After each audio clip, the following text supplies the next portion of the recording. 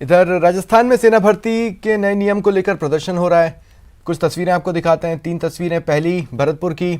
आक्रोशित युवकों ने रेलवे ट्रैक जाम किया, पत्थरबाजी हुई, एक पुलिसकर्मी घायल हुए। युवकों को खदेड़ने के लिए पुलिस ने आंसू गैस के गोले दागे। दूसरी तस्वीर सीकर की। एसएफआई के कार्यकर्ता सड़कों पर उतरे, पुलिस ने प्रदर्शन कर रहे छात्रों को खदेड़ने के लिए हल्का बल प्रयोग किया। और तीसरी तस्वीर झुंझुनू की, जहां पुलिस और प्रदर्शनकारियों में झड़प हुई।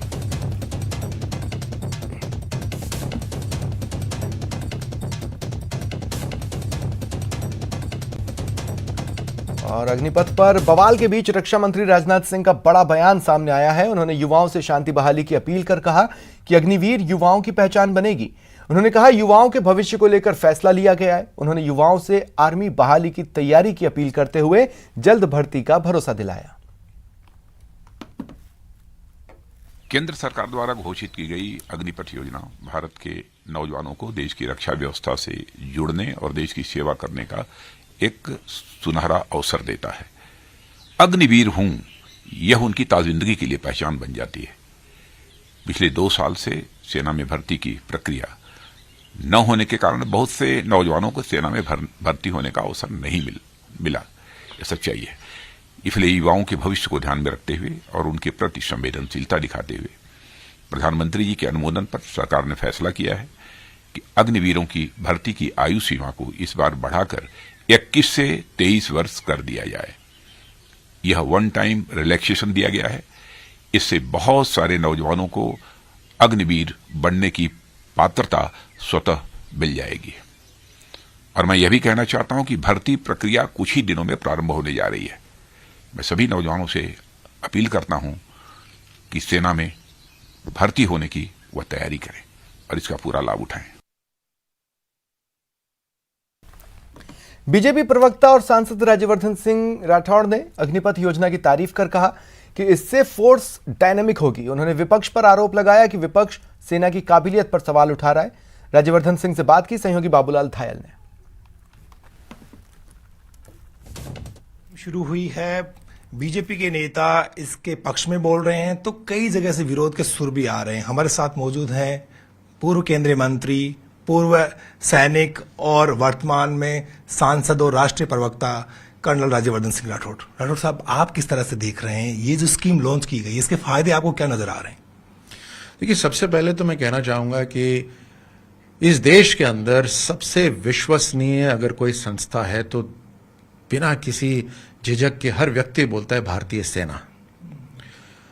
इस देश के अंदर पिछले 8 साल के अंदर प्रधानमंत्री मोदी जी ने सबका विश्वास और भरोसा जीता है। भारत की सेना ने पिछले 2 साल लगातार अध्ययन करके, खूब चर्चा करके ये योजना लेकर आए हैं। तो अब मुझे बताइए, ये विपक्ष क्या भारतीय सेना पे प्रश्न उठा रहा है?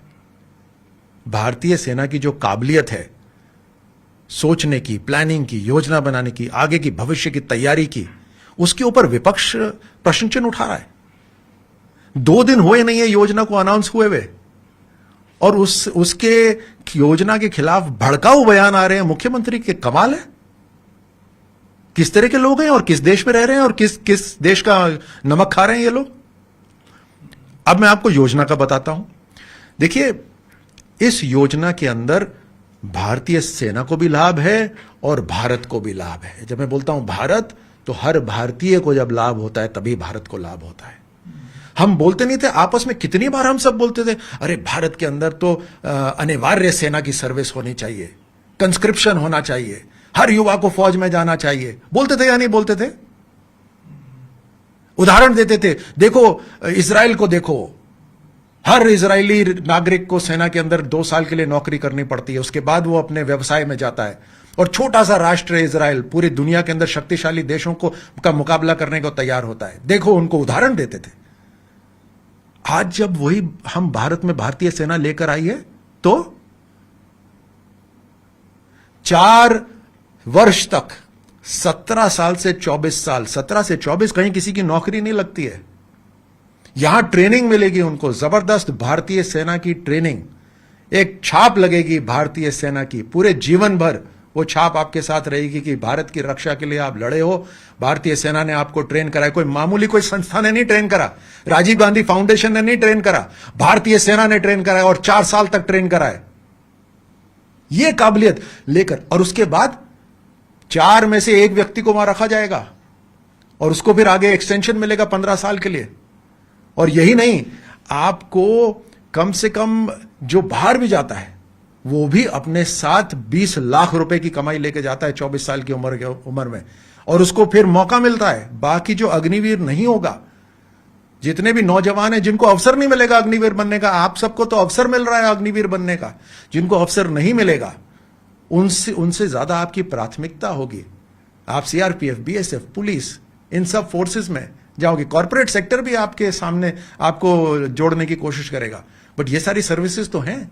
कई सारी स्टेट पुलिस सर्विसेज लेने को तैयार है, तो ये अवसर भी मिलेगा आपको, हायर स्टडी का भी मौका मिलेगा, और साथ में आपके पास आपका खुद का बैंक बैलेंस होगा, और साथ साथ आपको प्रेफरेंशियल लोन्स, अगर आप कोई व्यवसाय करना चाहते हैं तो उसके लिए प्रेफरेंशियल लोन भी मिलेगा।